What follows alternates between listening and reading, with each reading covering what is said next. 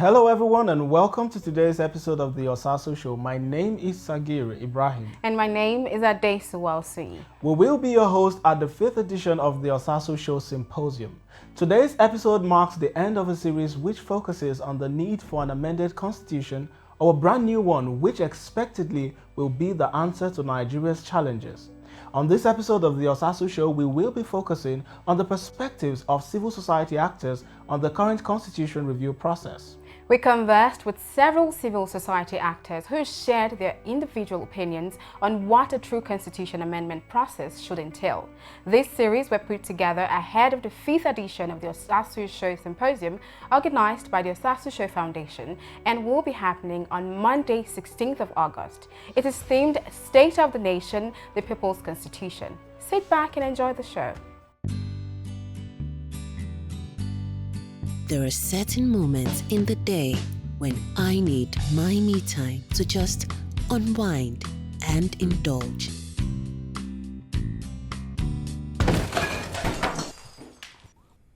What is this? The Cadbury goodness is in every pack of Cadbury 3-in-1 hot chocolate, making you feel cheerful and pleasant. Now available in 30 grams and 450 grams.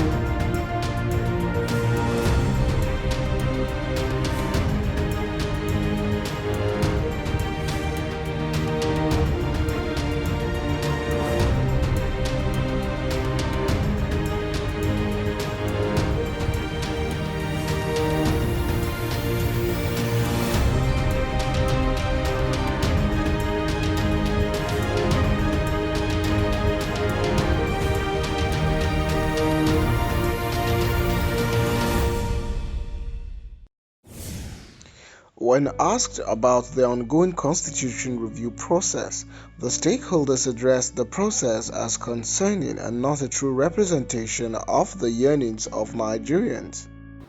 The people that populate our lawmaking chambers at the moment are those who actually think first of themselves before they think of the nation.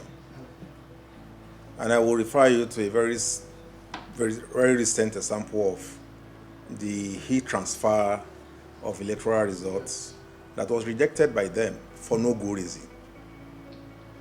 So when you're talking about constitutional amendment, then you have to look at the integrity of those who populate the chamber that will do the job.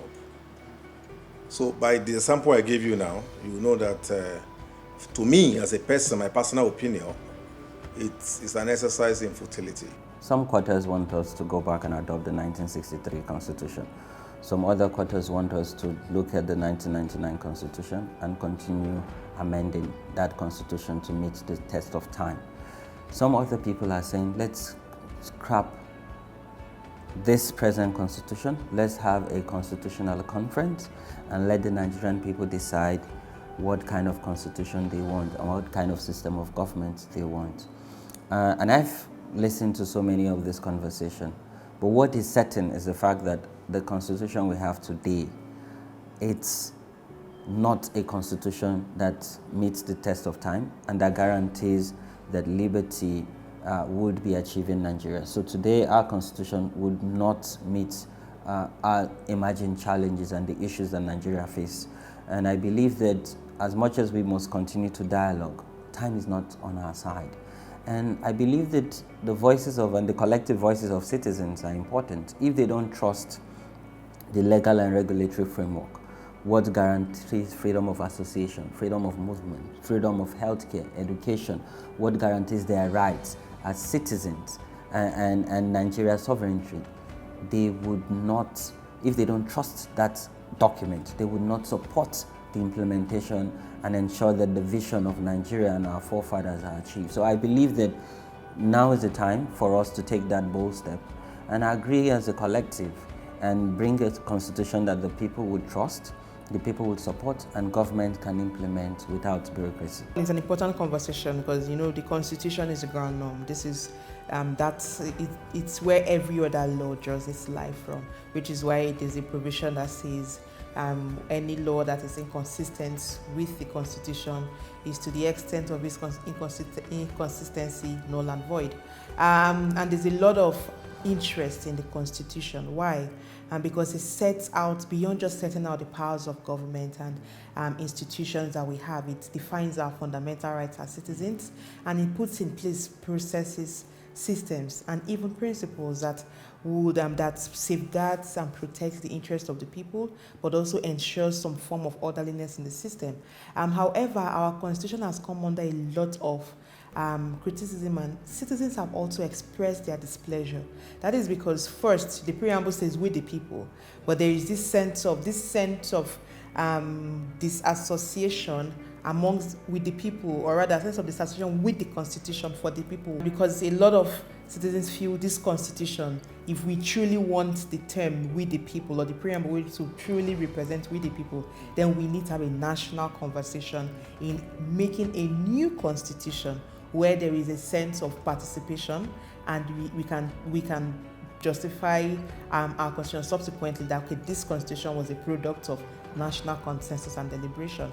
However, in the absence of that, what the National Assembly has done in previous years is to bring to life the provision of the Constitution and amendments. So we've had more like ad hoc amendments of the Constitution, picking several sections almost every assembly in an attempt to amend the Constitution. Now, not every assembly is successful, but there's a lot of hope that the 9th Assembly would be successful this time around.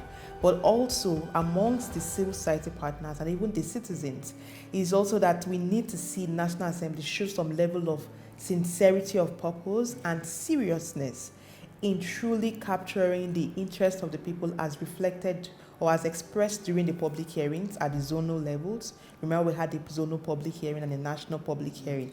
That the wishes of the people as expressed at these public hearings will truly be captured in the amendment process. On whether the Constitution should be scrapped or amended, they had this to say.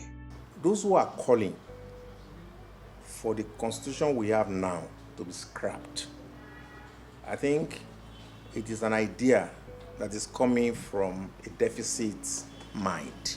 You know why I said so? I said so because it is shocking that even most of the people that are even requesting for this are lawyers. That's a disappointing aspect of what we are talking about here. Do you know why it is disappointing? It is disappointing because these same lawyers file applications in court. They file suits in court. Under the same Constitution, they are asking the National Assembly to scrap. They fight for their clients' rights. Under the same Constitution, they are asking the National Assembly to scrap. The National Assembly that are asking to scrap this same Constitution came into that chamber under the same Constitution. How do you reconcile that? Now, my simple response to that is that scrapping the Constitution solves no problem. The Constitution is never a problem. If you look at the Constitution we have now, there are two issues, to my knowledge, that we should look at. One, the financial freedom of the federated states, the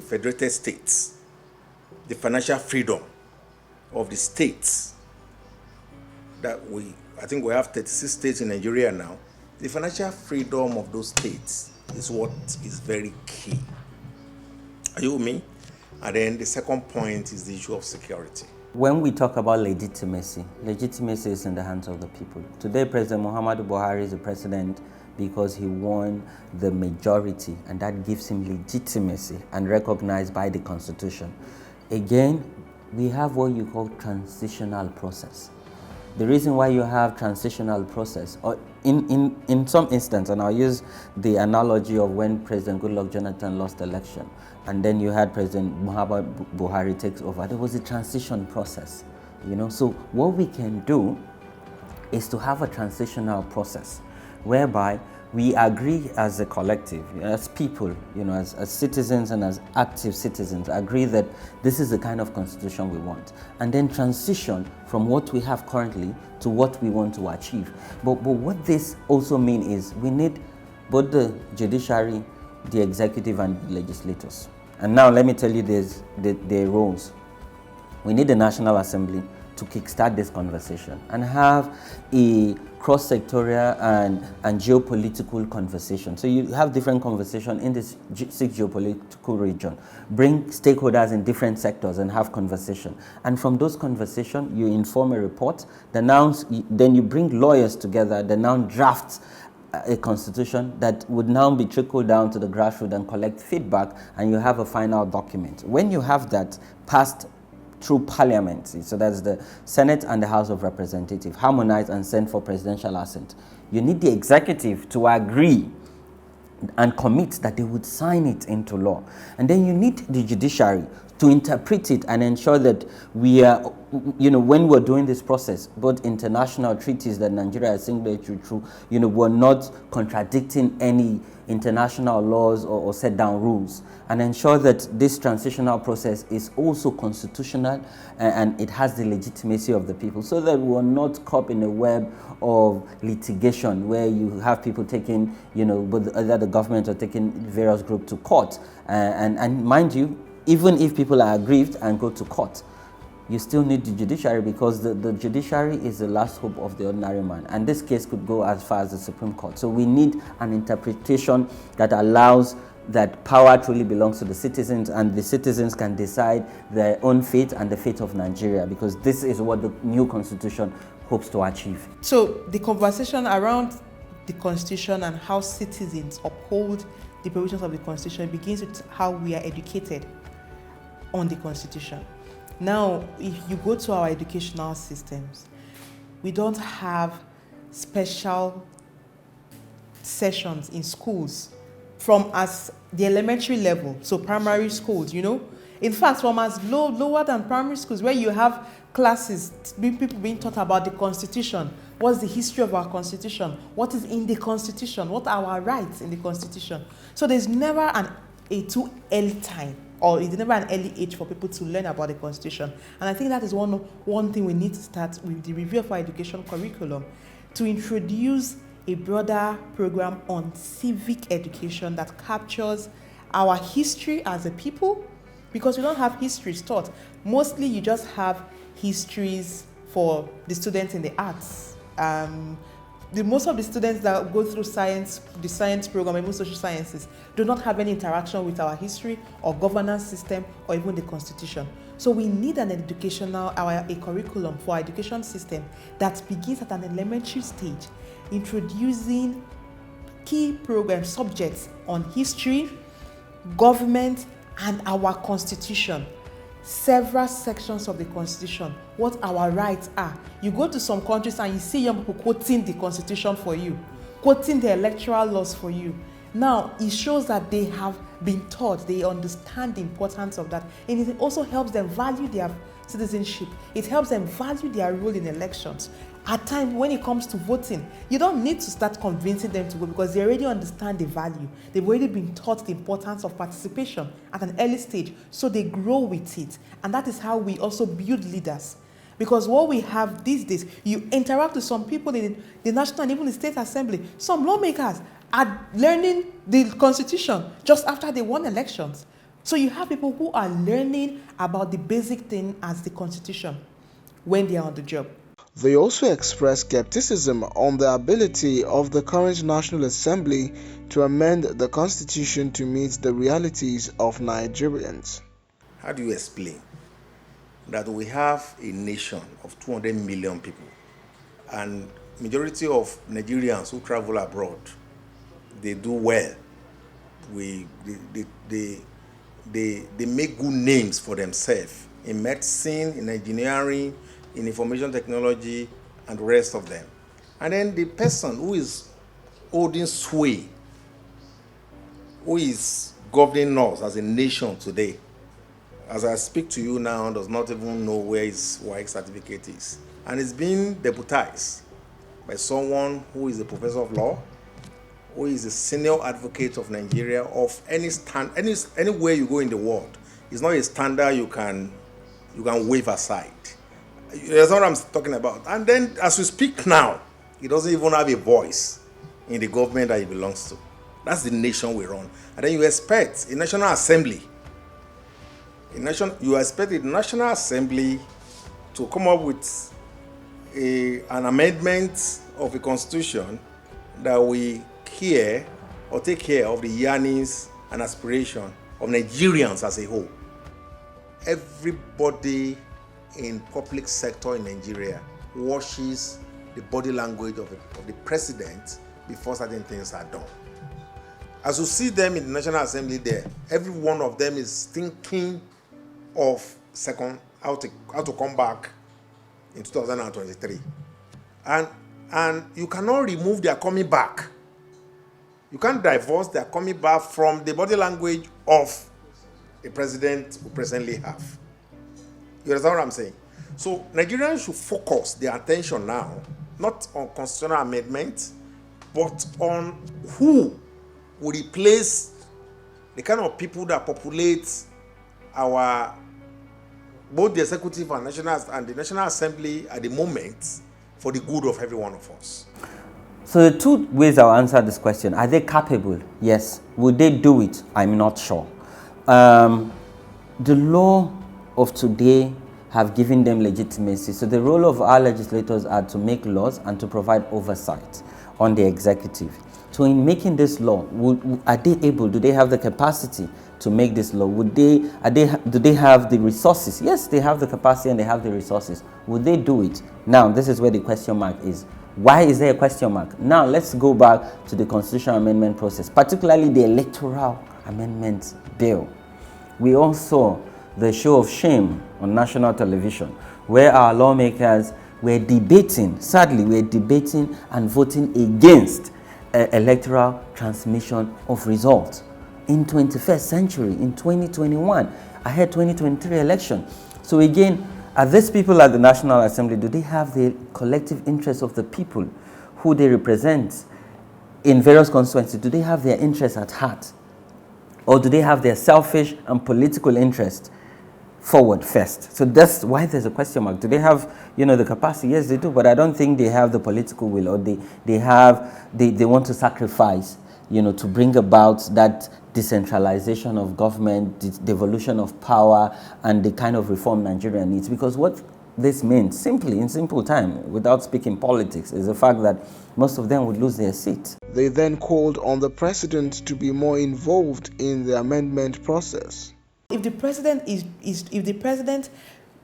do not commit to a constitutional amendment agenda as one of his legacy points of legacy reference points, it means that we may not achieve what we want to achieve. And why is this? Why am I saying this? Already there's a National Assembly that is willing to work with whatever comes from the executive, right? And we've seen consistently a level of I would call it a level of I think they seem to work closely with what the president brings is fine with us to push forward. So if the president takes it as one of his responsibilities or one of his commitments to say, we need to ensure these provisions are passed, so I'm waiting for you to send the bills towards for me for assent, that also would go a long way. And that's it for this week's episode of the Osasu Show. Don't forget you can watch a recap of the show on YouTube at DSTV Network. You can also, send your questions, comments and concerns to the Osasu Show on Facebook, Twitter and Instagram. Also follow and like those pages. Also, don't forget that this year's edition of the Osasu Show Symposium comes up on Monday the 16th of August 2021. The theme for this year's symposium is State of the Nation, the People's Constitution. The Osasu Show Symposium is bringing Nigerians from all nooks and crannies of the country to meet one-on-one with their leaders, governors, senators, and House of Representatives members to ensure that key issues and salient issues, especially regarding the Constitution, are brought to the fore. To register and be a part of this year's symposium, visit www.tossymposiumv.eventbrite.com. And also remember that COVID-19 is real. So take all necessary precautions, wear your face mask, avoid public gatherings, social distance, just do the necessary to ensure that you and the next person is safe. My name is Adesu Walsui. And I am Sagir Ibrahim. Stay safe and we'll see you next week.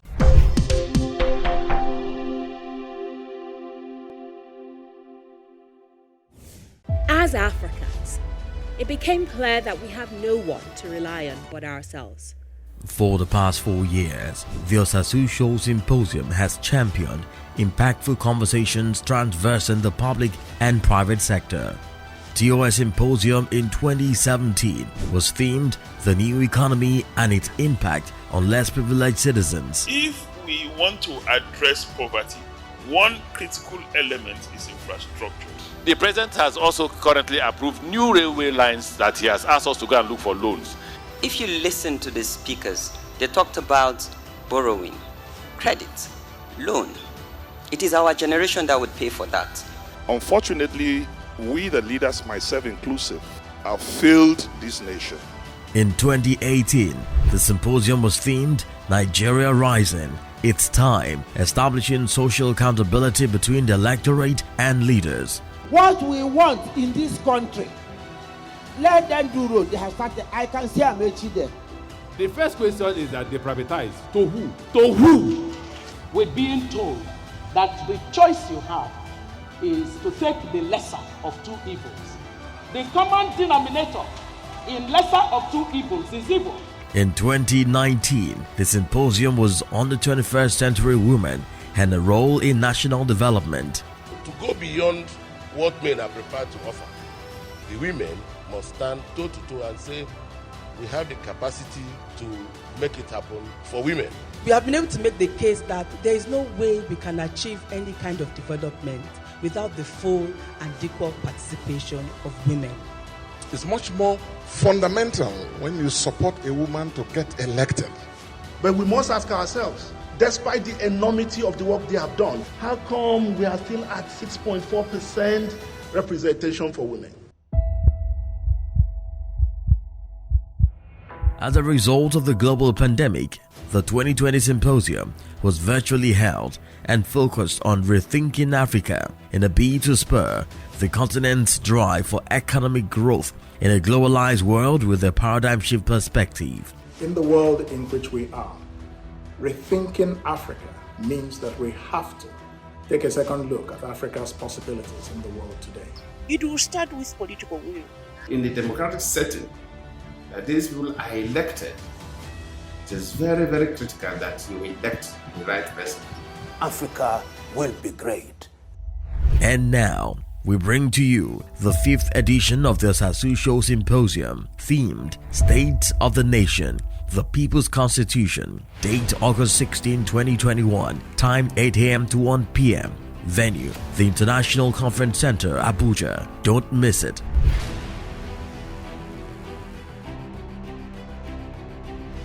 To register, visit tossymposiumv.eventbrite.com. Follow at TOS TV Network on Instagram, Facebook, and other social media platforms. North to South Africa,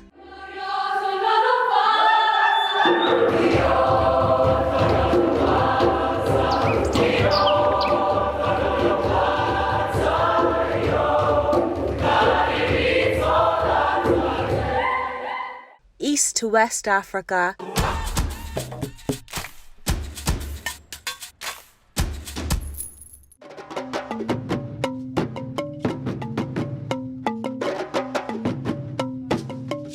TOS TV Network is your digital-first Pan-African news network, bringing you news from across the continent.